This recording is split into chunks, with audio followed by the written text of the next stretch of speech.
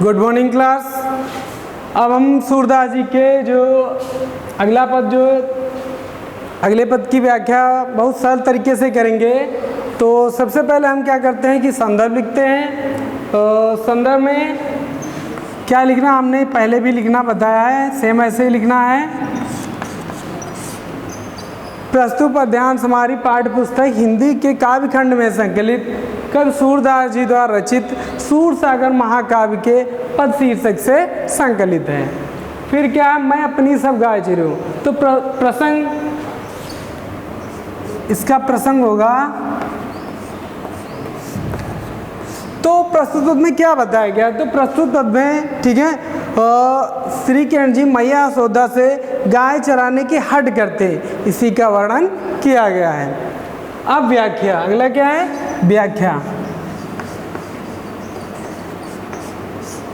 व्याख्या में हम क्या लिखेंगे, क्या मैं अपनी सब गाय चराई हूँ। ठीक है, सूरदास जी कहते हैं कि बालक की हट बड़ी विचित्र होती है।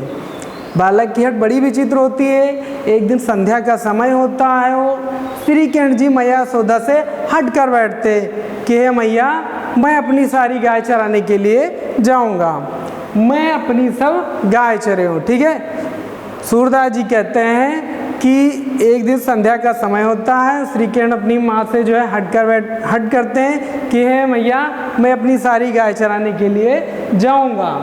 प्रात होत बल के संग जई हो। ठीक है, यहाँ पे बल मिस बलदाऊ भैया। ठीक है, बल मिस बलदाऊ भैया।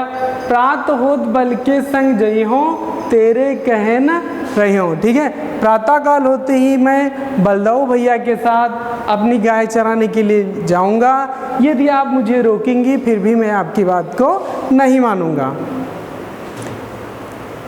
फिर आ गया ग्वाल बाल गायन के भीतर। गायन माने गायों के,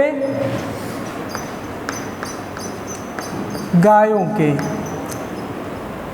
भीतर मिस होता है, भीतर मिस भीतर ही। ठीक है, नैको मिस होता तनिक भी, तनिक भी, थोड़ा सा जरा सा भी डर नहीं लागत। श्री किरण जी कहते हैं क्योंकि मुझे ग्वाल बाल और गायों के भीतर बीच में, क्योंकि मुझे ग्वाल बाल और गायों के बीच में जरा सा भी डर नहीं लगता या तनिक सा भी डर नहीं लगता है। आज न सोओ नंद दुहाई, दुहाई में शपथ, सौगंध, कसम, शपथ। श्री किरण जी अपनी मैया यशोदा से कहते हैं आज न सोयो नंद दुहाई, हे मैया, मुझे नंद बाबा की शपथ है, मैं आज रात नहीं सोऊंगा। रैन रहोगे जागर, रैन मिस रात, आज मैं रात भर नहीं सोऊंगा, मैं रात भर जागता रहूंगा।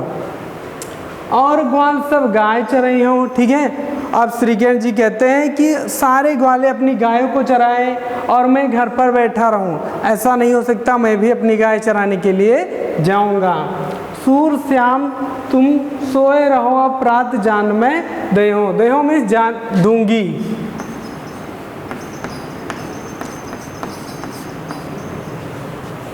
तब मैया यशोदा अपने पुत्र की हट के सामने हार जाती है और कहती है कि हे श्याम, तुम अब सो जाओ, प्रातः काल होने पर मैं तुम्हें गाय चराने जाने दूंगी।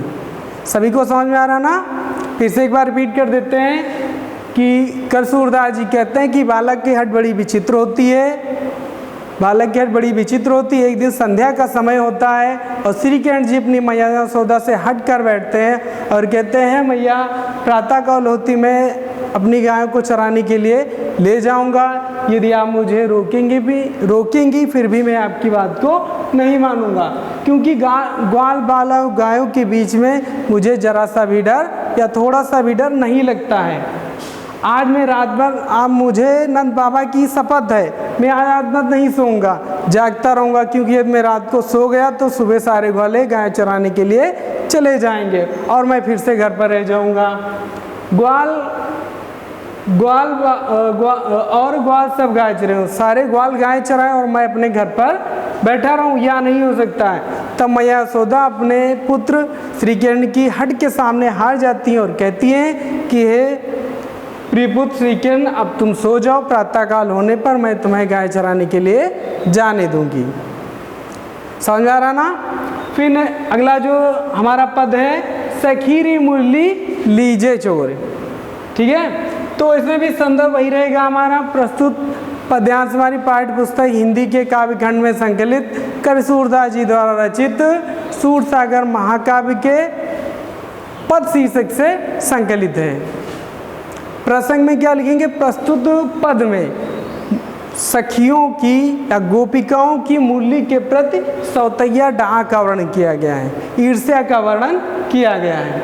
अब देखो हम इसकी व्याख्या करेंगे बहुत सरल शब्दों में। सखीरी मुरली लीजे चोर। चोर माने चुरा लेना। चोर मीन्स क्या होता है, चुरा लेना। तो एक सखी जो होती है अपनी दूसरी सखी से कहती है कि हे सखी, चलो श्री किरण की मुरली को चुरा लिया जाए, चलो श्री किरण की मुरली को चुरा लिया जाए। जिन गोपाल कीन है अपने बस। जिन माने जिस, जिन मीन्स क्या होता है, जिस। गोपाल यानी जिस मुरली ने श्री कृष्ण को अपने वश में कर लिया है, जिस मुरली ने श्री कृष्ण को अपने वश में कर लिया है। प्रीत सबन की तोर। प्रीत मीन्स होता है प्रेम, और हम सभी के प्रेम को छुड़ा दिया है। जिस मुरली ने श्री कृष्ण को अपने वश में कर लिया है और हम सभी के प्रेम को छुड़ा दिया है। छिन इक घर भीतर निस्वासर और धरत न कबहू छोर। छिन एक, छिन क्षण, एक क्षण कितना होता है, एक पल, पलक का झपकाना, उसको एक क्षण या एक पल कहते हैं। छिनिक यानी एक क्षण के लिए भी। छिनिक मीन्स क्या होता है, एक क्षण।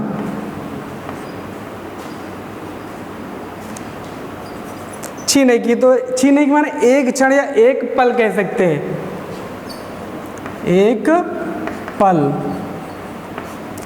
तो गोपियाँ कहती हैं कि श्री किरण जी अपनी मुरली को एक पल के लिए भी अपने से अलग नहीं रखते हैं। फिर क्या लिया, घर भीतर, चाहे वो घर में हो चाहे घर से बाहर हो। निस माने क्या होता है, रात। निस क्या होता है, रात। बासर, बासर मीन्स क्या होता है, दिन।